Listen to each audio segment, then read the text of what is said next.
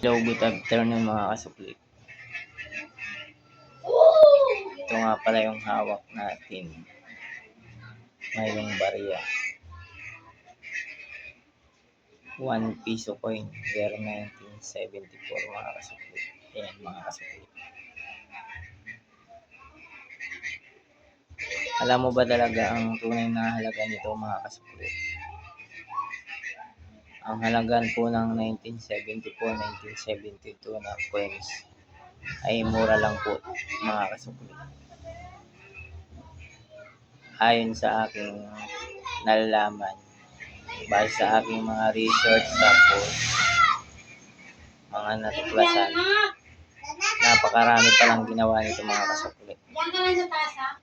Milyon palang ginawa ang ganitong klaseng 1 piso coin. Kaya kahit saang lupalop ng Pilipinas, may hawak na ganitong coins mga kasukli.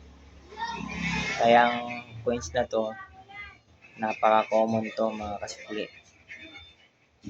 Hindi siya mahal. As in, mura lang siya. Kasi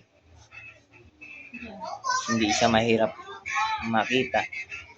Kahit saan meron. Ayan.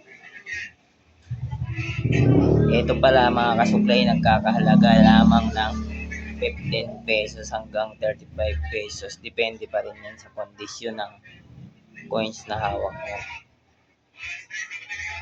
Tapos yung medyo makintab naman mga kasukli, tapos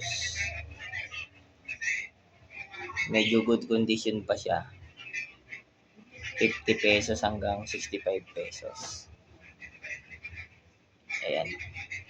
Parang kagaya siguro nito mga kasukli. Pero pag may nakita kayo mga kasukli na walang gas-gas, sobrang kinis, yung uncirculated coins talaga na siguro mga hindi pa talaga na hahawakan ng kahit sino,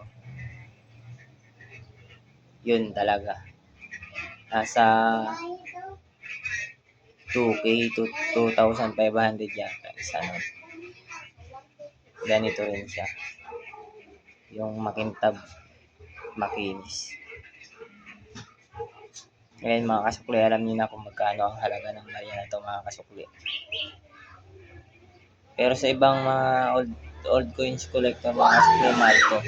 Depende na lang siguro sa mga buyers na mga collector. Ayan mga kasukli. Hanggang dito na lang yung video natin mga kasukli.